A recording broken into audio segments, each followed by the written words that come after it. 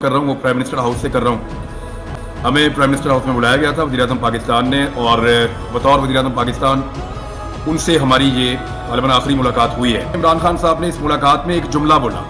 हम तकरीबन 6-7 सहाफ़ी थे। एक जुमला इमरान खान साहब ने जो बोला इस मुलाकात में, उन्होंने कहा कि कोई रह तो नहीं गया जो मेरे खिलाफ नहीं है इस मुल्क में। इमरान खान साहब जो है वो वज़ीर-ए-आज़म हाउस से बनी गाला रवाना हो गए। हमने उनसे पूछा कि आपका सामान, तो उन्होंने कहा जी मैं एक डायरी लेकर आता हूँ, सिर्फ मेरे साथ सिर्फ मेरी एक डायरी आती है, यह मेरा जाती थोड़ा सा सामान है जो गाड़ी में ही होता है, और उसी के साथ मैं वापस चला जाता हूँ। मैंने प्राइम मिनिस्टर हाउस में कोई ना घर बनाया, ना कुछ चीजें रखी, ना कुछ और रखा। एक्चुअली पाकिस्तान तरीके इंसाफ का वक्त खत्म हो गया था, रिजीम चेंज का वक्त आ गया था। अब ये साम्राज्यत के खिलाफ एक लड़ाई शुरू होगी, इम्पोर्टेड गवर्नमेंट के खिलाफ एक लड़ाई शुरू होगी। इमरान खान साहब इनको चैलेंज करना चाह रहे हैं। ये सब इतने आराम से नहीं होगा। हुकूमत अदालत में भी जाएगी, हर दरवाजा खटखटाएगी, और पब्लिक में तो खास तौर पर वो चाहेंगे। प्राइम मिनिस्टर हाउस से इतना ही। ये इस तरह के माइक्स होते थे, ये ऐसे।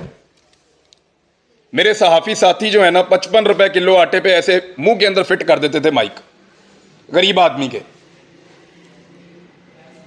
बताएं जी कितने का आटा, वो बेचारा वो क्या कहेगा, महंगा है जी, 55 रुपए का भी महंगा है जी, और वाकई महंगा है, 55 रुपए का महंगा ही है। लो जी, तब्दीली का मजा आ रहा है आपको। लो जी, रियासत मदीना में आटे की कीमत है। ये कौन करवा रहा था? कंट्रोल्ड मीडिया था।